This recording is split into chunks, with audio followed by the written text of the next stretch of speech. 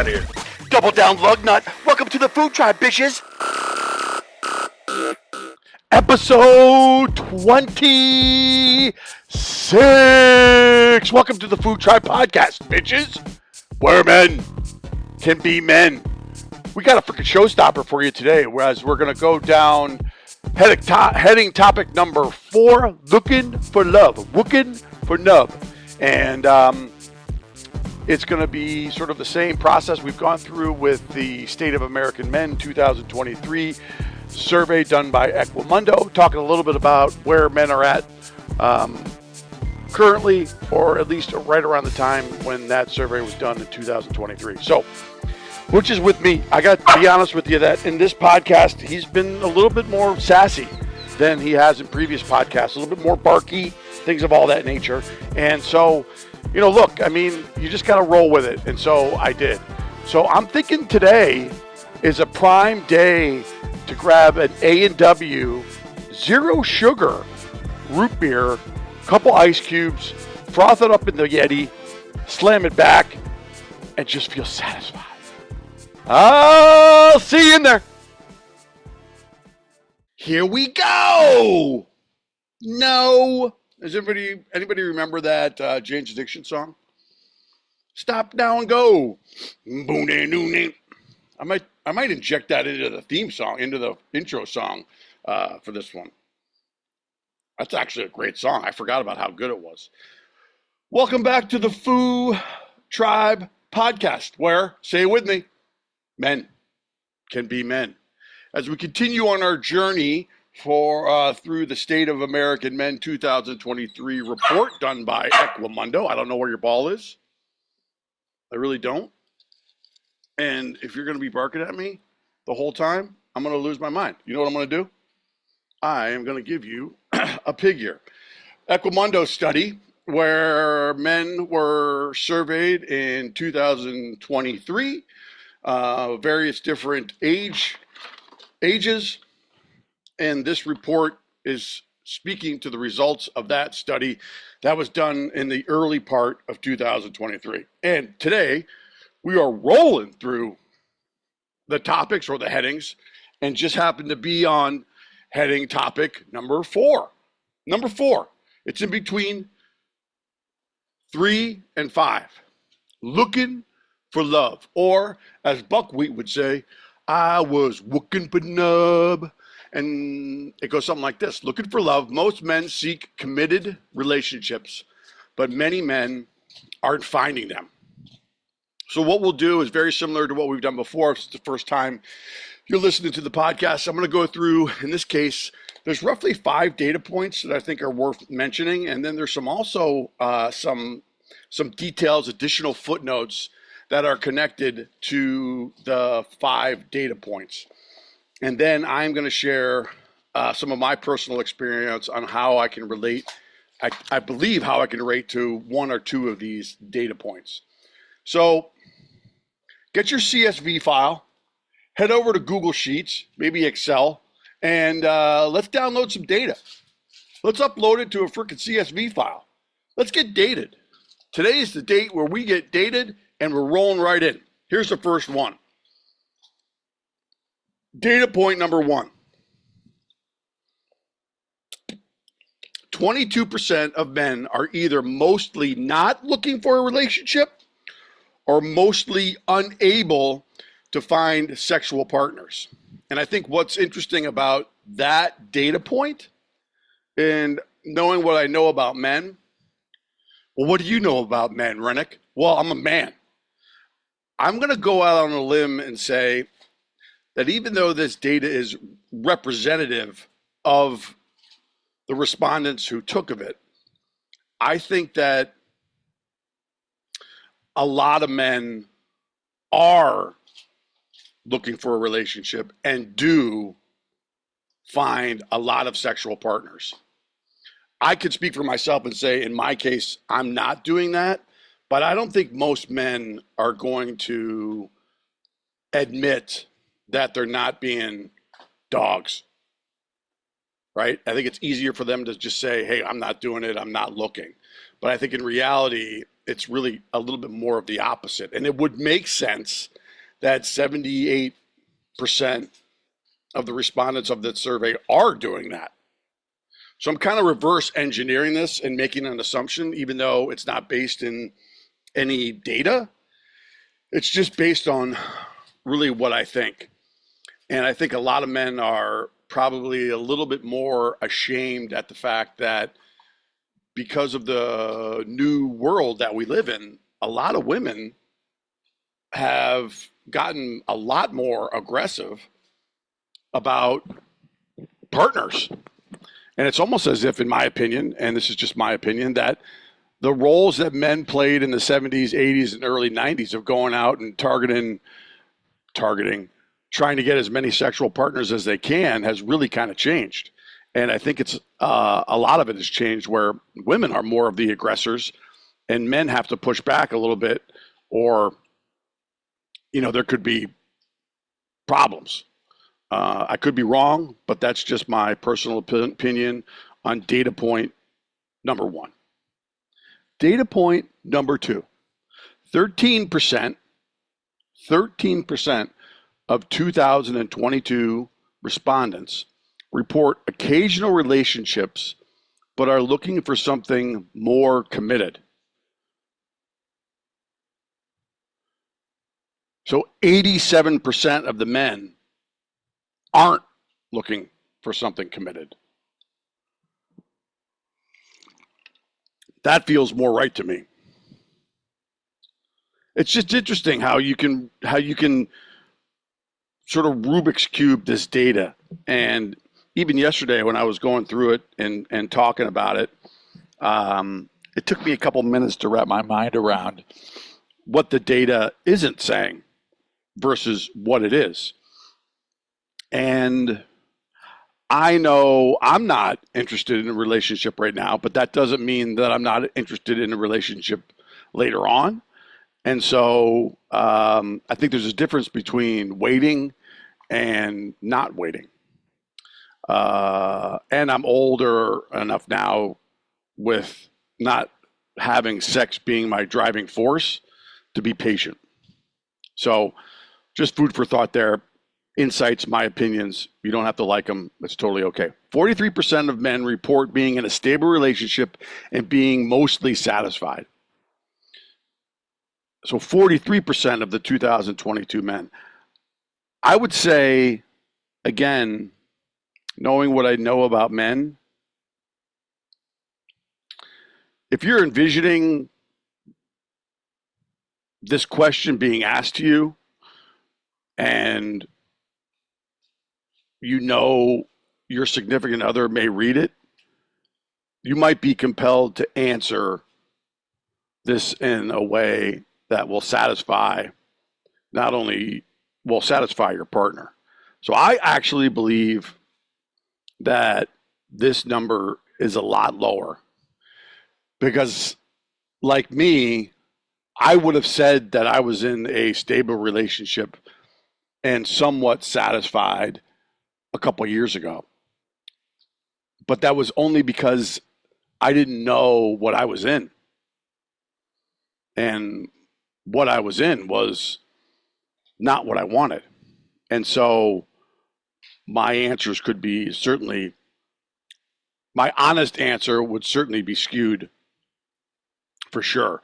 So I think this number is a lot lower, as much as by 50%. So, 23% of men report being in a stable relationship and being mostly satisfied. Again, that's just my opinion. It's not based in fact. I have no data to back it up. But I do think that we might stretch the truth in this one. All right, data point number 5. Almost 1 in 5 men who use dating apps are saying they mainly use it to make friends. So if you have Tinder app on your phone, you're looking to make friends? I don't think so. All the other apps that I've tried, whatever they are, I can't even name them. It's been so long ago, make me want to projectile vomit all over Butch. I can't wrap my mind around the fact of going through the dating process again at 53 years old. I literally have diarrhea thinking about it. And then data point number 5, men report being generally sexually satisfied, though it may be difficult to admit that they aren't. And I would agree with that statement. I think younger adults, younger men are too worried that if they have sex with somebody, that their partner will tell them it wasn't that good. So the fear of just rejection is debilitating.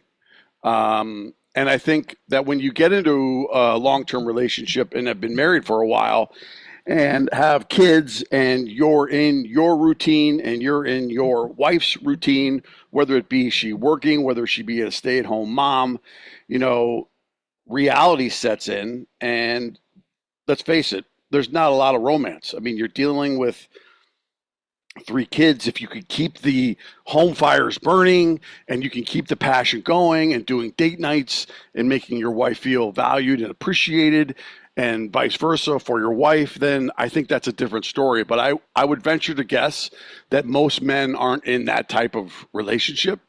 And it's a relationship where they have their significant other via female, just female or male. The difference, though, I think if a female has sort of taken the role of the father figure, they're going to be more inclined to verbally abuse and ridicule their partner for a sundry of reasons that are justified and even some unjustified. But listen, if you happen to have a relationship where a wife is working, she's bringing in the same amount of income that you are, maybe she's working part-time, maybe she's a stay-at-home mom and she's taking care of multiple kids, one or multiple kids, and she's doing the house chores, listen, I don't know how they do it because I can't do that. But I do know that when a woman does what it is that she thinks that she should do as a stay-at-home mom, she does it really well, and she gets tired, just like you and I would get tired from a long day at work. And shout out to the ladies. Most women, after making dinner with their husband and cleaning up with their husband, or their husband cleans up and their kids clean up, the last thing that they want to do is get their legs up in the air and clapping cheeks. Correct me if I'm wrong, but guys are more inclined to do that because we're just guys. And, after a while, we don't have, maybe that much to look forward to other than a kinky night in bed. But I would say that most men are not satisfied, and they want more. And that's why sites like Ashley Madison and apps like Tinder have become so popular, because if they're not getting what they want at home, then they're going to go find it somewhere else. And I'm not saying that that's right, because it's not. It's absolutely 100% wrong. But it's the nature of their relationship that compels them to do that. And again, I'm not saying it's right. I'm not saying it's wrong. I'm just saying if you aren't going to look at what your part of your marriage demise is, you're going to seek salvation somewhere else, and it's absolutely not justified. But I think it is happening, and it could happen to men. It could happen to women. I'm not judging. So those are the 5 data points.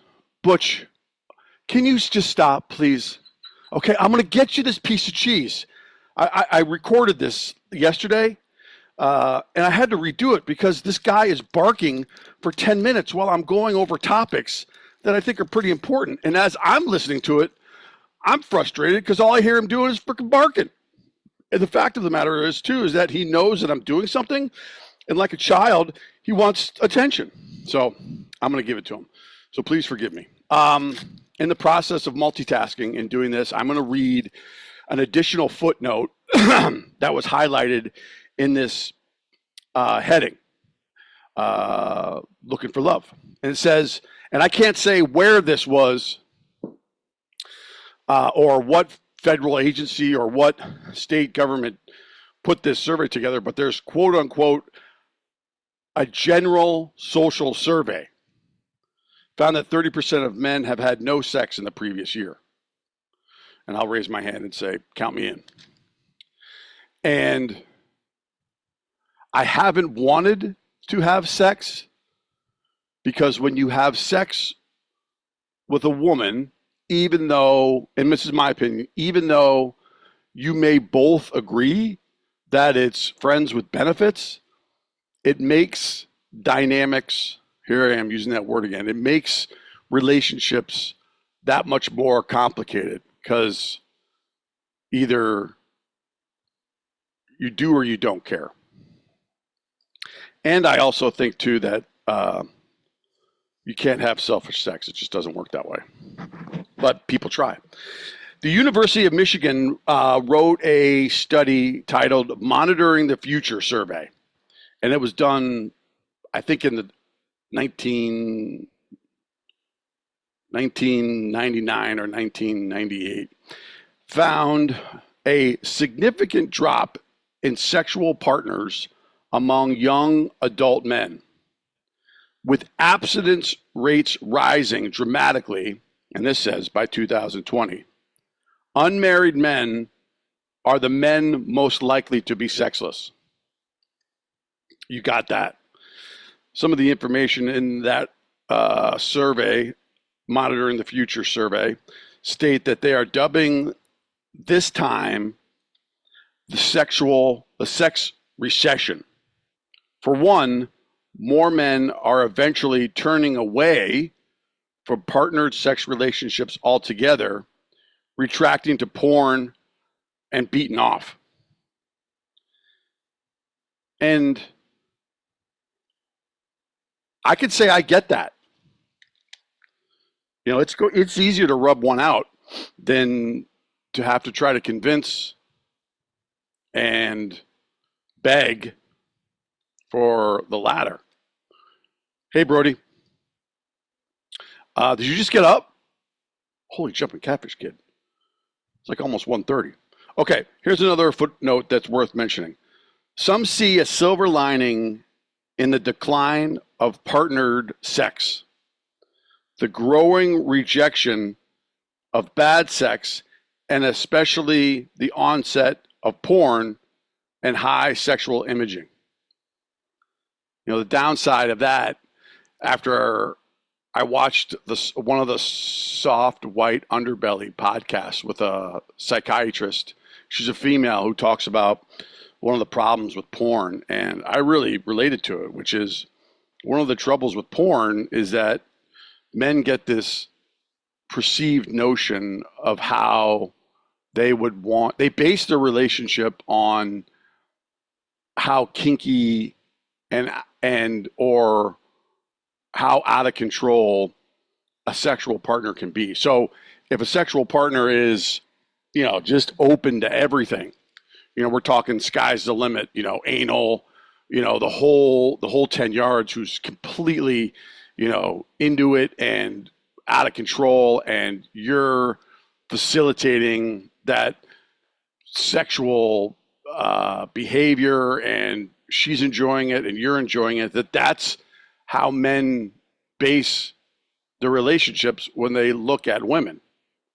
And when you base your relationship on how women are sexually, then you're missing out on really who they are and what they're all about, and whether or not they have any hobbies that you have with them in common. How much do you get along with them? Do you guys have the same views? Can you be a partner? Are you in your relationship with them from a selfish standpoint, and vice versa? And it just creates more tension. It creates more challenges. It creates more unhappy relationships because you're not there for a partnered purpose. And man, I just identified with that data point. And then there's one more that's worth mentioning as well. A sizable majority of men having committed and satisfactory relationships. A sizable minority of men report having committed and satisfactory relationships. I agree with that. Many men in the younger group around 3 out of 10 say that they are unable to find a partner or have stopped looking for an intimate relationship altogether. And if you take the point that I mentioned before,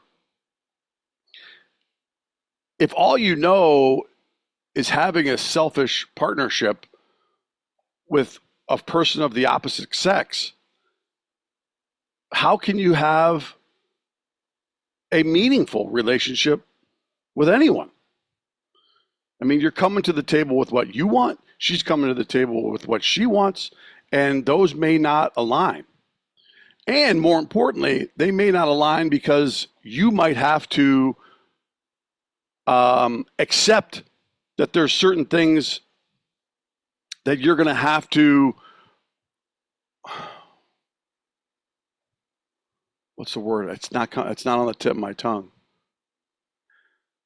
There are certain things that you're going to have to accept that aren't selfish. And so you have these two warring parties that have two different expectations of what they want in a relationship based on their own personal goals. It's going to create more problems than not, simply because if you're not getting what you want and she's not getting what you want, what she wants, you're going to want to leave and find something that does that. And even that's not healthy. So I hope that made sense. The downside of this information is that large groups of men could be targeted by incel groups, gaming groups, and misogynistic streamers. This is a group that we should pay very close attention to. And I would happen to wholeheartedly agree with that. I mean, look where we are now. We're exactly where this bullet point is. We're in polarized areas trying to convince and sell someone on why either A, I should support you financially if I can and put your goals ahead of mine, or vice versa. Where's the conversations about meeting each other halfway? And even more, they're just not happening. There's no team environment. There's no sacrifice for the team, right? It's just give me the ball, coach. Give me the ball, coach. Give me the ball. Give me the ball. Give me the ball. Give me the ball. Give me the ball. And you know, in some cases that can work. In some cases it doesn't. These findings are particularly troubling considering what they mean for the quality of life and happiness for so many men who aren't finding meaningful relationships. And how true is that? How true is that?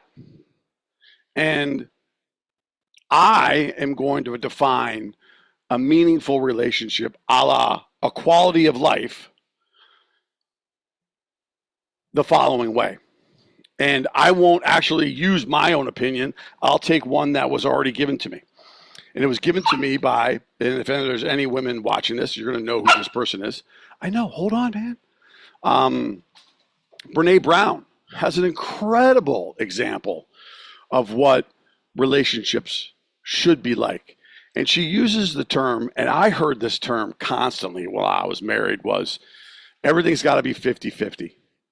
I mean, if it's not 50-50, someone's taking advantage of the other person, and that's just not going to happen, right? So we're coming to the table saying, once I get to 50-50, I'm stopping.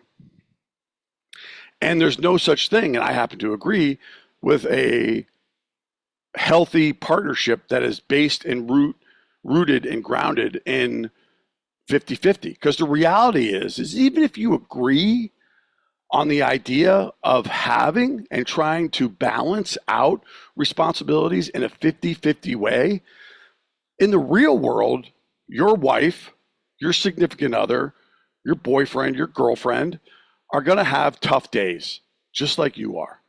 And there's going to be days that you're going to come home, or your partner's going to come home, and you're going to have a good day, and she's going to say, holy shit, partner, I had a brutal day at work. I'm exhausted. I'm emotionally drained. I can't make dinner tonight. Not only can I not make dinner tonight, but I need some time to either read a book or watch some TV in bed and go to bed early. Can you take my shift?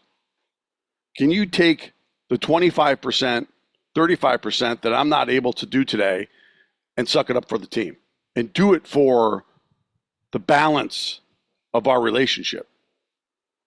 And a healthy relationship, the partner will say, I got you. I fucking got you.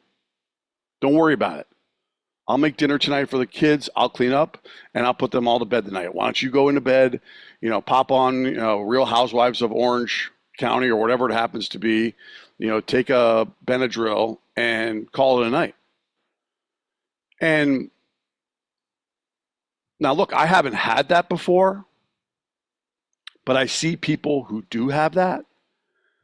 And there's a sense of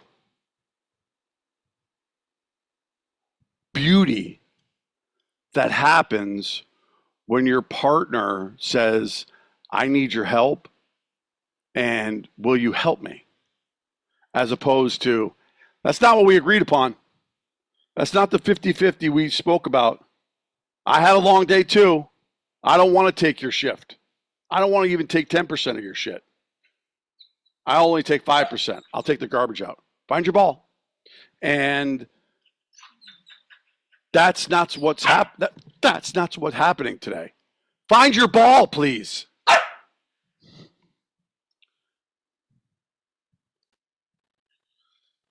Okay, so now that we've established that most relationships aren't, in my opinion, coming from a place of unity and true partnership, I want to take a moment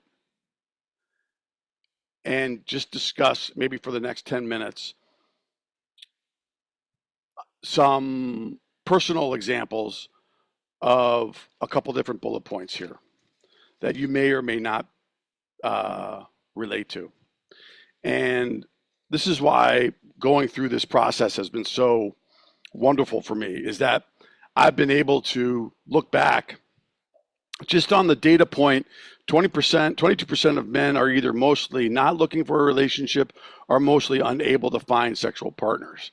And so based on the fact that I have been single for the last, 3.5 years, I knew enough about myself to know that if I got into a relationship out of the gate, I would not have enough time to understand how I got into the situation that I was in with my ex-wife. And candidly, there was a lot of red flags from the beginning that if I didn't ignore and say to myself, well, she'll change when we get married, I don't think that I would be in. So it was a gut-wrenching reality check when I personally had to wake up to the reality of my relationship with my ex-wife and accept the fact that there were things that I willingly chose not to see because I believed that they would change later on, and they did not.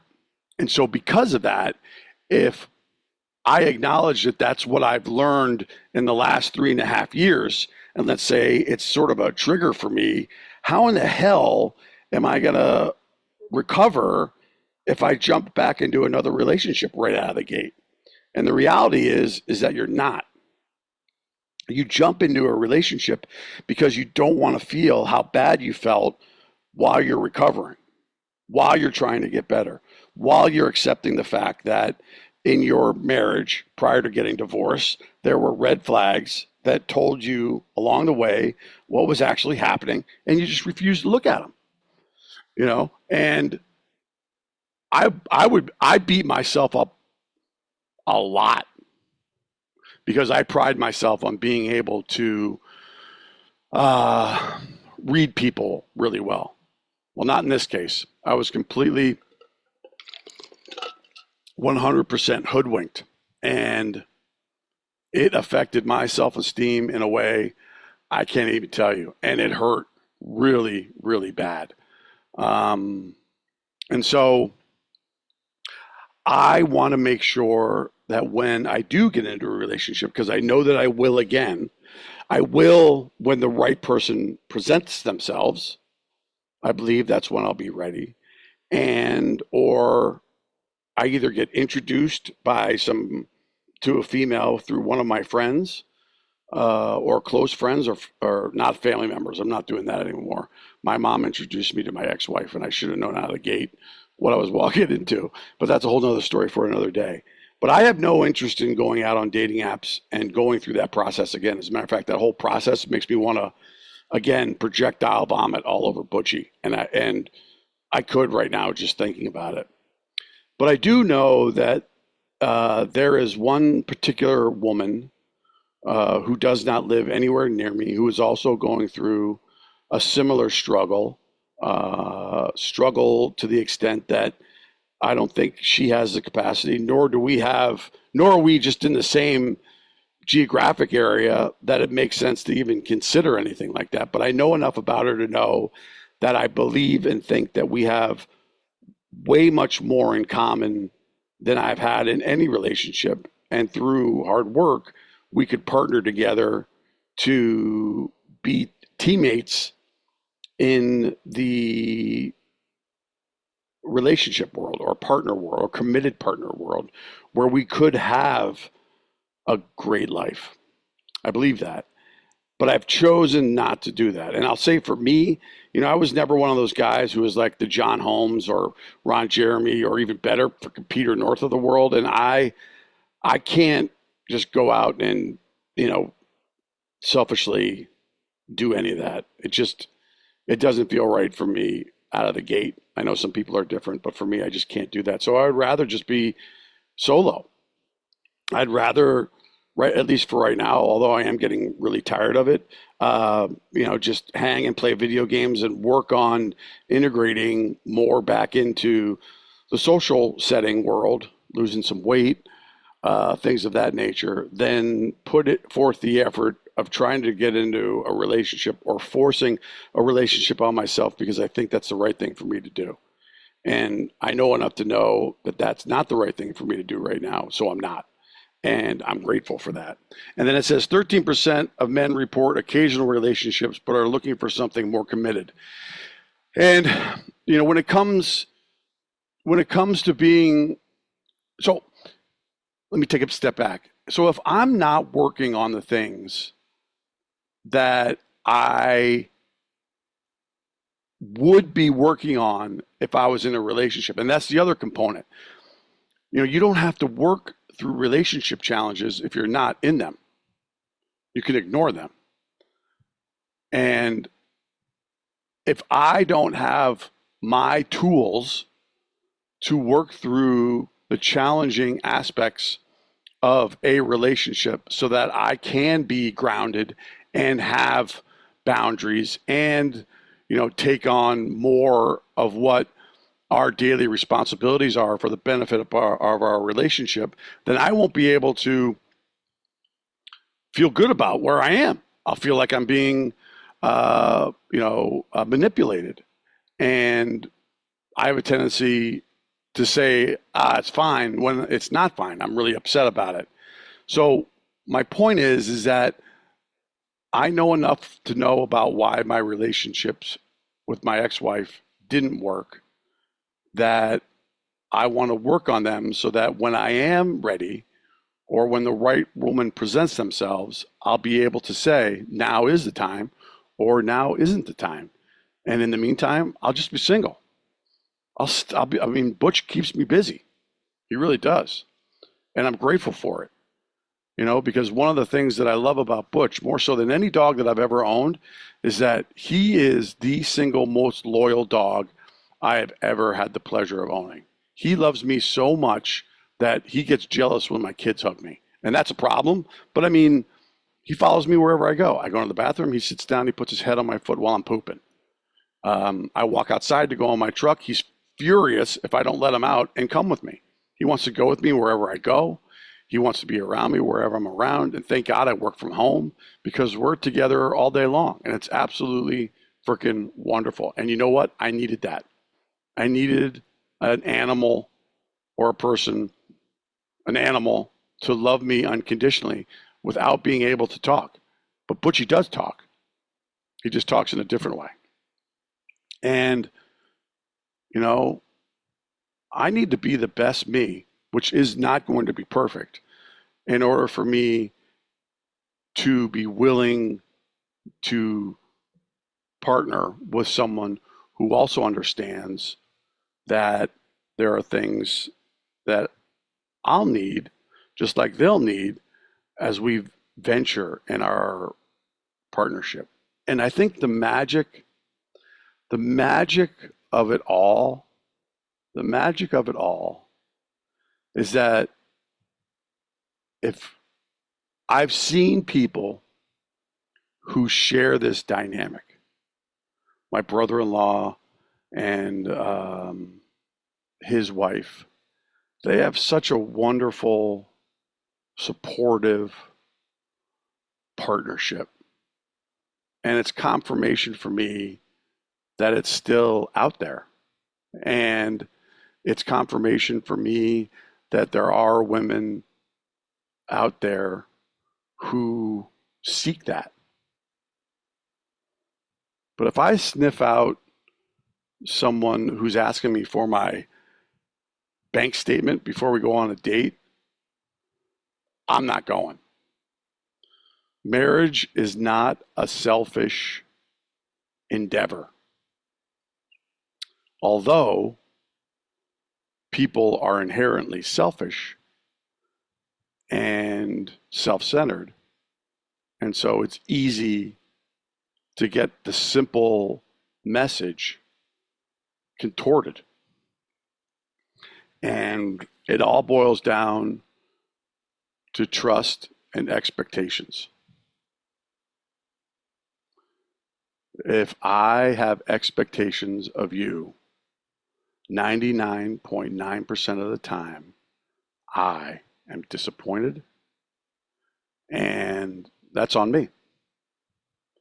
So, man, this was a good one. I'm going to stop there and simply say we're moving on to topic headline number 5, which I will tell you what it is right now for next week, which is, I think, a little bit different than what we've been doing. It's called headline number 5, Mind the Gap. Low income, non-university educated men report the least social support and optimism, which I think will be an interesting topic to discuss. So do me a favor, do yourself a favor, do Butch a favor, do your neighbor a favor, do your neighbor's aunt a favor, and just get the fuck out of here. And you know what? I'll see you in there. Make it a good one, everybody. Episode 26. There you have it, gang. I hope you got a lot out of that one. I know I did. And each week I seem to be getting a whole new perspective and different insights into things that I just may not have ever really considered before I started reading this research survey. But you can check us out at YouTube. You can check us out on Fo0H We are on Apple Podcasts. We are on Amazon. We are on Spotify. I know, but just give me the ball, man. I'm doing the last 1 minute of this trailer, buddy. Oh, my God. And check us out on TikTok, all those things. We appreciate you if you're sharing it with your friends or even commenting. And, yeah, hang tight. We got heading number 5 next week. And we'll just venture on. And we'll wish you and everyone around you an outstanding rest of the week. We'll see you on the next one. I'll see you in there. Butch. Blueberry, Chesterfield, South Korea.